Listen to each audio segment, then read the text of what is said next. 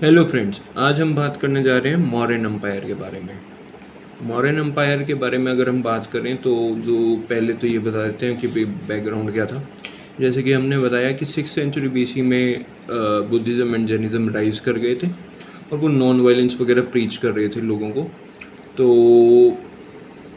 लोगों का जो माहौल था मतलब इंडिया का, वो ऐसा हो गया कि भाई किसी से लड़ाई नहीं करनी, किसी का बुरा नहीं करना वगैरह, ऐसा माहौल हो गया था।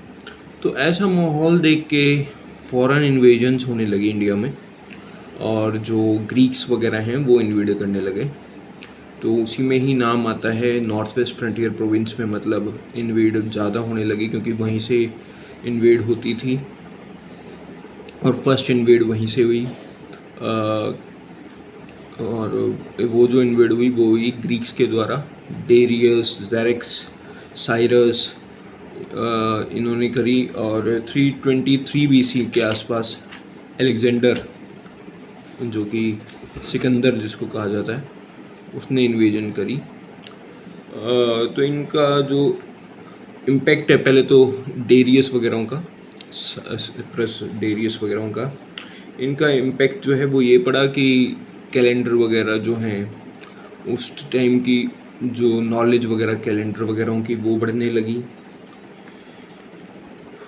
ट्रेड इंक्रीज़ हुआ दोनों कंट्रीज़ के बीच में, ग्रीक और इंडियन कंट्रीज़ के बीच में।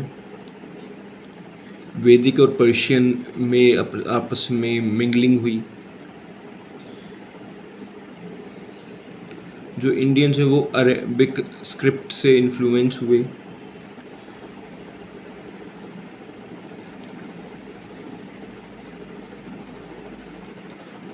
और मतलब वो कैलेंडर का जो मैंने आपको बताया, तो ये सब का जो है इंडो और पर्शियन जो है जब मिंगल हुए तो उनसे हमें ये आउटकम्स मिलने लगे।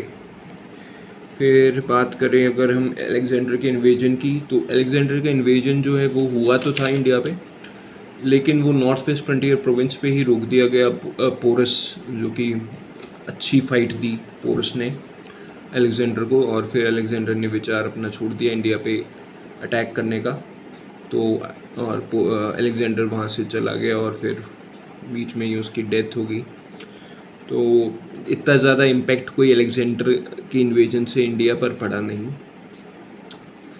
फिर अगर हम बात करें कि मैंने आपको बताया था लास्ट लेक्चर में कि वहाँ पे महापद्मानंद और धनानंद वगैरह वो रूल कर रहे थे पाटलिपुत्र में। यही राइज हुआ चंद्रगुप्त मौर्य का। चंद्रगुप्त मौर्य जिसको गाइडेंस मिली कौटिल्य से, यानी कि आपको कहा भी जाता है उनको, वो जो कौटिल्य और चंद्रगुप्त, कौटिल्य जिनको चाणक्य भी कहा जाता है, उन दोनों ने मिलकर के, कौटिल्य जो है वो गुरु बने और चंद्रगुप्त मौर्य राजा बने। इन दोनों ने मिलकर के एक ऐसी आर्मी फॉर्म करी जो नंद डायनेस्टी को बिल्कुल, मतलब क्या कहते हैं, डिस्ट्रॉय कर दिया, उन्हें डिस्ट्रॉय कर दिया बिल्कुल पूरा, और ख़ुद वहाँ पे रूल करने लगे। तो इनकी अगर हम बात करें मौर्यन की, तो ये वही कहा जाता है कि पिपलिहा वहाँ से आते हैं। और अगर हम इनकी कैपिटल की बात करें कि इनकी कैपिटल कहाँ थी, तो वो इनकी कैपिटल वही पाटलिपुत्र में ही थी। फिर बात करें अगर हम कि सिविल एडमिनिस्ट्रेशन, मतलब क्योंकि अब क्या है कि ये जो किंग जो है वो मतलब अपनी टेरिटरी एक्सटेंड करना चाहता था, एक महान राजा बनना चाहता था, राजाधिराज वगैरह ये टाइटल्स लेने लगा था। तो उसने अपनी टेरिटरीज़ को एक्सटेंड करना स्टार्ट किया। एक्सटेंड करने के लिए फिर उसको मतलब डिसेंट्रलाइजेशन करना पड़ा और काफ़ी सारे डिपार्टमेंट्स बनाने पड़े, जिनमें से कुछ थे कि मिलिट्री ऑर्गेनाइजेशन डिपार्टमेंट बना, सिविल एडमिनिस्ट्रेशन डिपार्टमेंट बना, सोशल कंडीशन जो थी उसको लेकर के डिपार्टमेंट्स बने, इकोनॉमिक कंडीशन के ऊपर कैसी होनी चाहिए वगैरह उसके ऊपर कैसा, मतलब अकाउंटिंग ऑडिटिंग वगैरह के ऊपर डिपार्टमेंट बने। फिर ये सब हमें मैगस्थीन्स के अकाउंट से मिलता है। जानने का। मेगास्थनीज का जो था ना इंडिका, उससे मिलता है ये। मेगास्थनीज ने बात करी है चंद्रगुप्त मौर्य के रीजन के ऊपर। फिर हम बात करें कि भाई कौटिल्य का जो अर्थशास्त्र था वो भी इसी टाइम आया था, चाणक्य ने जो दी थी चाणक्य नीति चाणक्य की, तो वो भी काफ़ी हेल्प करी थी चंद्रगुप्त मौर्य को अपने रूल करने में एरिया को। तो उसमें जो है कौटिल्य के अर्थशास्त्र में कौटिल्य ने बताया हुआ है कि एक राजा, आइडल राजा कैसा होना चाहिए, और वॉरियर किंग होना चाहिए, क्योंकि अगर वॉरियर नहीं होएगा तो फिर कोई भी लूट लेगा, कोई भी मार देगा। फिर बताया है कि भाई उसे जो है मतलब 6 एनिमीज़ कौन कौन से हैं किंग के, तो वो है passion, greed, anger, ego, luxury and flattery. ये सब जो हैं वो एक राजा को एक बड़ा राजा बनने से रोक देते हैं। फिर इसको काफ़ी सारे मिनिस्टर्स भी असिस्ट करते हैं राजा को। फिर ये सीक्रेट मीटिंग्स भी बुलाता है काउंसिल ऑफ मिनिस्टर्स की। एक एस्पियोनेज डिपार्टमेंट भी फॉर्म होता है। प्रोविंशियल एंड लोकल एडमिनिस्ट्रेशन भी फॉर्म होती है। फिस्कल एडमिनिस्ट्रेशन चालू वित्त वर्षीय में कि भाई इस साल क्या क्या हुआ, कितना प्रॉफिट हुआ, कितना लॉस हुआ, उस सब की भी निगरानी रखने के लिए एक डिपार्टमेंट बनाया जाता है। और ये सब किस लिए होता है कि ताकि वेलफेयर ऑफ पीपल कर सके राजा। सैलरीज दी जाती थी गवर्नमेंट ऑफिशियल्स को। पीनल कोड जो है वो थे उस टाइम पे, सेवरल पीनल कोड्स लगाए गए कि भाई अगर आप ये करते हो तो आपको ये सज़ा मिलेगी, ये करते हो तो ये मिलेगी। तो इसके बारे में विशाख और मतलब और भी ऑथर्स ने लिखा है इनके बारे में। उनमें से एक थे विशाख दत्त, उन्होंने मुद्र राक्षस में लिखा है चंद्रगुप्त मौर्य और चाणक्य के बारे में और उस एडमिनिस्ट्रेशन के बारे में। लेकिन उन्होंने काफ़ी बाद में लिखा है, तो मतलब वो अप्रोप्रिएट नहीं माना जा सकता, क्योंकि चंद्रगुप्त मौर्य की उस टाइम डेथ हो चुकी थी जब उन्होंने लिखा है। तो ये मतलब इमेजिनरी भी हो सकता है उनका जो स्टफ़ जो उन्होंने लिखा था वो। फिर अगर हम चंद्रगुप्त मौर्य की बात करें तो उस वेले के वही है कि वो कहा जाता है कि वो पिपलवाहा में थे और सब वहाँ के किंग के बेटे थे। लेकिन कुछ लोग कहते हैं कि नहीं वो चंद्रगुप्त मौर्य कहीं खेल रहे थे, ऐसे ही बच्चे थे। और चाणक्य की, क्योंकि वो महापद्मानंद ने चाणक्य की बेइज्जती की थी उनके कोर्ट में पाटलिपुत्र में, तो वो फिर वहाँ से चले गए थे और उन्होंने ये प्रण लिया था कि मैं इसको हटाऊंगा कैसे भी करके। तो चंद्रगुप्त मौर्य को उन्होंने देखा और वो उन्हें अच्छे लगे चंद्रगुप्त मौर्य, तो उन्होंने कहा कि भाई मैं तेरे को शिक्षा दूंगा, तू राजा बनना चाहता है क्या। तो चंद्रगुप्त मौर्य ने हाँ भर दी और फिर उन्हें ट्रेनिंग दी गई प्रॉपर पूरी, और एक फोर्स तैयार की इन्होंने, और फिर नंदा डायनेस्टी को टॉपल किया। तो ऐसे कई वर्जन्स हैं, कोई मतलब फेमस यही कहा जाता है वैसे तो खैर कि मौर्याज ऑफ पिपलवाहा, कि वो वहाँ के ही थे और किंग ही थे। फिर चंद्रगुप्त मौर्य ने काफ़ी मतलब जो है कन्क्वेस्ट भी करी हैं, जैसे कि कहते तो ये भी हैं कि वो अलेक्जेंडर की आर्मी में भी रहा हुआ है, और पंजाब में, मगध में सेल्यूकस निकेटर के साथ मतलब काफ़ी जो है कन्क्वेस्ट्स की हैं उन्होंने। और वेस्टर्न इंडिया में, सदर्न इंडिया में मतलब कन्क्वेस्ट चंद्रगुप्त मौर्य ने बहुत की हैं। उनका जो एम्पायर का एक्सटेंशन है कि भी वो कहाँ से कहाँ तक था, तो वो अगर हम बात करें तो इनका जो एम्पायर है वो हिमालयज़ इन द नॉर्थ से लेके मैसूर इन द साउथ तक था, और बंगाल इन द ईस्ट से लेके Hindu Kush mountains in the waste तक था। बलूचिस्तान, पाकिस्तान, मतलब पाकिस्तान तो अब उस टाइम में तो इंडिया में ही था, तो वो अफ़गानिस्तान, सिंध, कश्मीर, सौराष्ट्र, मालवा, ये सब रीजन आते थे इनमें। कलिंग नहीं आता था, वो अशोका ने एक्वायर किया था, अशोका के टाइम में कलिंग भी आ गया था।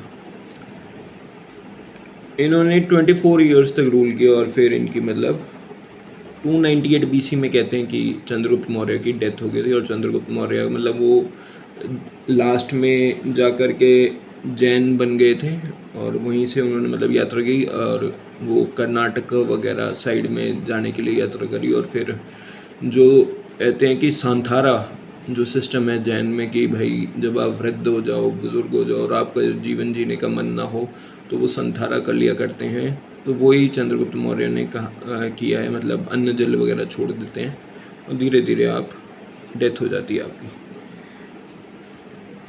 फिर अगर हम बात करें इनके एडमिनिस्ट्रेशन की तो एक तो प्राइम मिनिस्टर रहते थे, एक जो कि मतलब प्राइम पुरोहित या होते हैं थे वो मतलब यही हैं कौटिल्य ही, चाणक्य ही।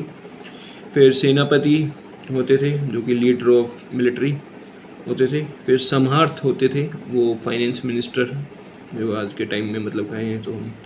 फिर सानिधात वो ट्रेजरी संभालते थे।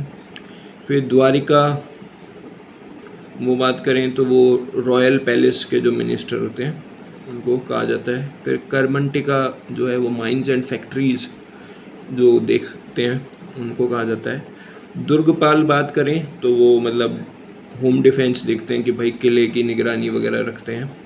फिर अंतपाल की बात करें तो फ्रंटियर डिफेंस देखते हैं, वो मतलब आगे की, ये तो अंदर की और ये बाहर की, फ्रंटियर डिफेंस। दंडपाल जो है वो चीफ ऑफिसर ऑफ पुलिस होते हैं जिसको भी मतलब थेफ्ट थुफ्ट में पकड़ा गया है उसकी जो सज़ा देना वगैरह। प्रशस्त्री जो होते हैं वो होते हैं इंस्पेक्टर जनरल ऑफ प्रिजन जो कि मतलब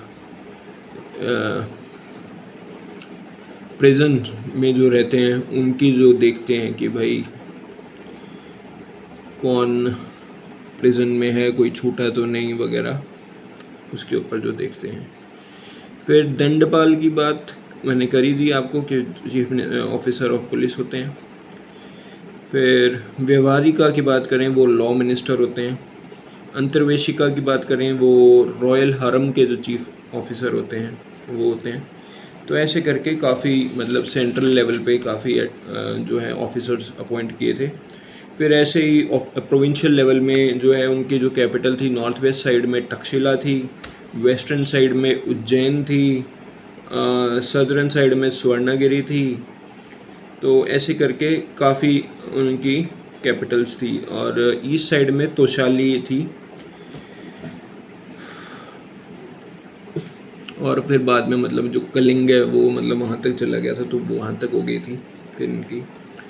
फिर बात करें अगर हम इनके 6 बोर्ड्स की, कौन कौन से बोर्ड्स थे इनमें, तो उनमें थे नगर अध्यक्ष वगैरह थे, वो इंडस्ट्रियल आर्ट्स वगैरह उनको देखते थे मतलब। और जो सेकंड है वो लुक आफ्टर करते थे जो कि फॉरेनर्स जो भी वहाँ विज़िट करने आते थे उनको। फिर थर्ड बोर्ड जो है वो बर्थ एंड डेथ के बारे में फिगर आउट करते थे। फोर्थ जो है वो ट्रेड एंड कॉमर्स के ऊपर काम करते थे। फिफ्थ जो है वो मैन्युफैक्चर्ड गुड्स एंड फैक्ट्रीज़ देखते थे, फिफ्थ का वो जो बोर्ड है। सिक्स्थ बोर्ड जो है वो टैक्स ऑन गुड्स सोल्ड उनके ऊपर मतलब निगरानी रखते थे। फिर अगर हम बात करें स्थानिका एंड गोपा की तो ये जो हैं वो नगर अध्यक्ष के अंडर काम करते थे। जो स्थानिका है उनका 1/4 ऑफ द टाउन मिलता था उनका एरिया, और जो गोपा है उनका एरिया होता था 5 to 10 विलेजेस के ऊपर वो मतलब वर्क करते थे। फिर विलेज एडमिनिस्ट्रेशन की बात करें तो गोपाज ही होते थे, वो ही विलेज एडमिनिस्ट्रेशन देखा करते थे मौर्य टाइम में। फिर फाइनेंशियल एडमिनिस्ट्रेशन, लैंड रेवेन्यू था, मतलब कहाँ से सोर्सेज ऑफ रेवेन्यू कहाँ से जनरेट होते थे मॉडर्न एडमिनिस्ट्रेशन में, तो पहला तो फिर एग्रीकल्चर ही था। फिर अदर सोर्सेज ऑफ इनकम थे वो थे टैक्स ऑन हॉर्टिकल्चर लगाते थे, ये फ्लोरिकल्चर लगाते थे, और इनकम फ्रॉम फॉरेस्ट होती थी इनसे, और इरिगेशन टैक्स लगता था, कस्टम एंड ड्यूटीज़ पे टैक्स लगता था, लिकर डिस्टिलरी पे टैक्स लगता था, साल्ट मैन्युफैक्चरर्स पे टैक्स लगता था, एंड वेरियस अदर्स ऑक्यूपेशंस ये करते थे जैसे कि फाइन इम्पोज्ड ऑन क्रिमिनल्स, या फिर इनकम फ्रॉम ट्रेड, फिर क्वाइनेज एंड माइन से जो इन्हें मिलता था, income tax, gifts presented to the kings, तो उससे जो भी रेवेन्यू जनरेट होता था। फिर ये एक्सपेंडिचर मतलब कहाँ करते थे, तो ब्राह्मण्स को रिलीजियस के लिए मतलब ये दे देते थे लैंड वगैरह, और सोल्जर्स को जो है सैलरीज देते थे, तो वहाँ एक्सपेंड करते थे पैसे। फिर अगर कोई ना कोई फंक्शन आ गया रॉयल फैमिली का, तो उसमें एक्सपेंड करते थे। अगर किसी ने कोई मतलब फेमाइन वगैरह क्रिएट हो गया, तो उस पर एक्सपेंडिचर लगता था। तो ऐसे करके एक्सपेंडिचर भी इनके काफ़ी हो जाते थे। जुडिशियल सिस्टम की बात करें तो किंग सबसे एपेक्स जो था वो किंग ही थे। फिर आगे इन्होंने अपने नीचे मतलब किंग के नीचे भी अगर सुलझ जाए तो मतलब जैसे सुप्रीम कोर्ट होता है ना, तो सुप्रीम कोर्ट जैसे कि किंग हो गया। फिर नीचे जैसे हाई कोर्ट, तो वो कोई मिनिस्टर और है उनका। फिर लोअर कोर्ट, उसके लिए मिनिस्टर्स और हैं। तो ऐसे होते थे। फिर यहाँ पे रोड्स, कैनाल्स, सुदर्शन लेक जो कि सौराष्ट्र वगैरह साइड है, वो इन्होंने बनवाई पुष्यगुप्त के अंडर। तो ऐसे इन्होंने पब्लिक वेलफेयर वर्क भी काफ़ी की है। फिर ऐसे ही जैसे कि इन्होंने काम किया, ऐसे ही काम किया बिंदुसार ने। उसने काम किया 298 BC से लेकर के 273 BC तक। फिर 273 BC में जब बिंदुसारा की डेथ हो जाती है, तो जो किंग का जो प्रथम पुत्र था उसको बनना था किंग। अशोक जो है वो सबसे बड़ा बेटा था नहीं, तो अशोक ने क्या किया, लेकिन जो फर्स्ट बेटा था वो इतना मतलब अच्छा नहीं था एज अकॉर्डिंग टू, और अशोक बनना चाहता था। तो अशोक ने फिर लड़ाई स्टार्ट करी, और मतलब आपस में सबकी लड़ाई हुई, और अल्टीमेटली अशोक विनर बना। तो 269 BC में से लेकर के और 244 BC तक अशोक ने रूल किया इस रीजन पे, मौर्यन एम्पायर पे। फिर बात करें, और अशोक का ही है वो धम्मा का प्रिंसिपल। उसमें क्या क्या होता था धम्मा के प्रिंसिपल में, कि respect of elders, love towards younger, truth बोलना चाहिए, सिनलेस एंड मोरल लाइफ जीनी चाहिए, सेल्फ एग्जामिनेशन करना चाहिए, नॉन वायलेंस करना, चैरिटी करनी चाहिए, रिचुअल्स को मानना चाहिए, रिलीजियस टॉलरेंस रखनी चाहिए, अटेनमेंट ऑफ साल्वेशन जो है वो आपका मतलब एम होना चाहिए। इसके टाइम पीरियड में मतलब ये हुआ था, क्योंकि अशोक का टाइम पीरियड में आफ्टर कलिंग वॉर तक उसको कहा जाता था कि भाई वो चांडाल अशोक है। उसको अब जैसे अशोका द ग्रेट कहते हैं, उस टाइम पे आप बिफोर कलिंग वॉर, जो कि आई थिंक कब हुआ था, वो एग्जैक्ट डेट मेरे को अभी याद नहीं आ रही, पर मतलब उस कलिंग वॉर के टाइम पीरियड के बाद जो है अशोक ने सोचा कि कितने लोग फालतू में मर रहे हैं, तो इन्हें क्यों मारा जाए फालतू में। तो और ये भी था, ये तो उसकी थिंकिंग थी। खैर बाकी ये भी कहा जा सकता है कि और कोई जीतने को कुछ बचा ही नहीं था, क्योंकि नॉर्थ इनके पास, साउथ इनके पास, वेस्ट इनके पास, ईस्ट इनके पास हो ही गया कलिंग के बाद, तो अब बचा क्या जीतने के लिए। इतनी बड़ी इनका एम्पायर हो गया था, इसको ही कंट्रोल कर लेते ये, वही बहुत था। तो अशोक ने फिर धम्मा की पॉलिसी अडॉप्ट कर दी। तो इसकी इम्पोर्टेंस क्या रही, इसकी इम्पोर्टेंस धर्म विजय होने लगी इन प्लेस ऑफ दिग्विजय, मतलब लड़ाइयाँ वगैरह कम हुई और प्यार मोहब्बत ज़्यादा हो रही। मॉरल लाइफ होने लगी पीपल की, सोशल यूनिटी होने लगी, क्राइम जो है उसमें डिक्रीज़ होने लगा, और अशोक की पॉपुलैरिटी बढ़ गई। लेकिन इससे क्या हुआ, मौर्यंस का डिक्लाइन हुआ। क्यों? क्योंकि आफ्टर अशोक, क्योंकि अशोक तो एक एबल एडमिनिस्ट्रेटर था, लेकिन उसके बाद जो भी आए, उसके सक्सेसर्स जो भी आए, वो इतने एबल थे नहीं, वायलेंट थे नहीं। और जब तक आप वायलेंट नहीं रहोगे, मतलब क्योंकि आप किंग हो, आपको प्रोटेक्ट करना है, तो कोई भी आपको आके टॉपल कर जाएगा। तो वही हुआ, धीरे धीरे मौर्यन एम्पायर डिक्लाइन हो गया। बात करेंगे बाद में कि किसने टॉपल किया इन्हें, किसने नहीं। और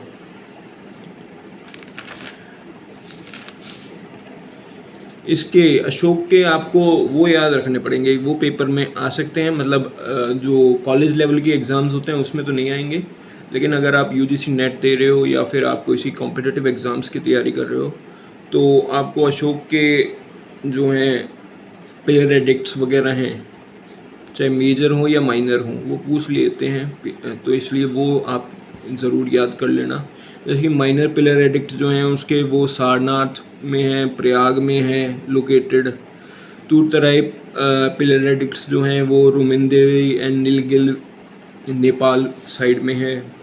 7 पिलर एडिक्ट्स जो हैं वो हैं अशोक के, एक तो टोपरा में है दिल्ली में, एक मेरठ, प्रयाग, रामपुरवा यूपी साइड में मतलब, और कलिंग एडिक्ट्स भी है, उसमें भी हैं इसके एडिक्ट्स। 14 रॉक एडिक्ट्स हैं इसके, तो वो मतलब देख लेना कि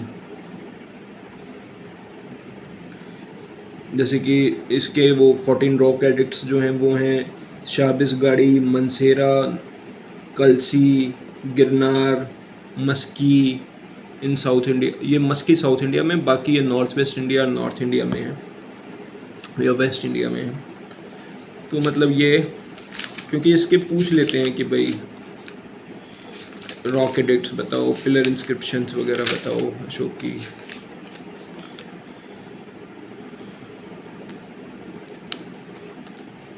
एक तो यही है कॉजेज़ इनके डिक्लाइन के कि भाई वीक सक्सेस, मैं अभी आप बता ही देता हूँ आज ही, फिर कल हम कुषाण एम्पायर पढ़ेंगे। तो इनके यही है कि एक तो वीक सक्सेस ऑफ अशोक आए थे, एक फॉरेन इन्वेजन्स होने लगी थी जैसे कि ग्रीक्स ऑफ बैक्टीरिया वगैरह की, फिर इंटरनल भी इनमें रिवॉल्ट्स होने लगे थे। तो ये सारे कारण हैं। और जो है सोशल एंड इकोनॉमिक लाइफ कैसी थी मॉडर्न टाइम पीरियड में, तो वो लगभग सेम ही थी जैसे कि लेटर वैदिक एज में थी। लोगों की कास्ट सिस्टम था, पोजीशन ऑफ वीमेन भी थोड़ी डाउन ही थी। फिर जो है 8 टाइप्स ऑफ मैरिज होती थी, जो जिसमें गंधर्व, असुर, राक्षस, पिशाच, ये मतलब जो 4 टाइप हैं उनको मतलब अच्छा नहीं माना जाता था। फिर डाइट वगैरह भी मतलब तकरीबन वैसी ही थी जैसे कि लेटर वैदिक एज में थी। फिर इलाहाबाद पिलर इंस्क्रिप्शंस भी हैं अशोक का, तो ये सब है। और स्कल्पचर्स वगैरह, ट्रेड एंड कॉमर्स वगैरह, और ये सब तो है ही हैं। तो ये सब है मौर्यन एडमिनिस्ट्रेशन के बारे में, मौर्यन एम्पायर के बारे में। कल हम बात करेंगे कुषाण एम्पायर, कल बात होगी कनिष्क की। और जो अशोक वगैरह हैं इन्होंने मतलब बुद्धिस्ट काउंसिल वगैरह ऑर्गेनाइज की थी अशोक ने एंड कनिष्क ने। तो वो भी आपको देखनी है कि जो जैन काउंसिल्स हैं वो 2 ही हैं, पाटलिपुत्र और वैशाली में। जो बुद्धिस्ट काउंसिल्स हैं वो ये पाटलिपुत्र, राजगृह, वैशाली और ये कश्मीर में, तो वो भी आप लोग देख लेना। तो आज के लिए इतना ही, बाय, थैंक यू।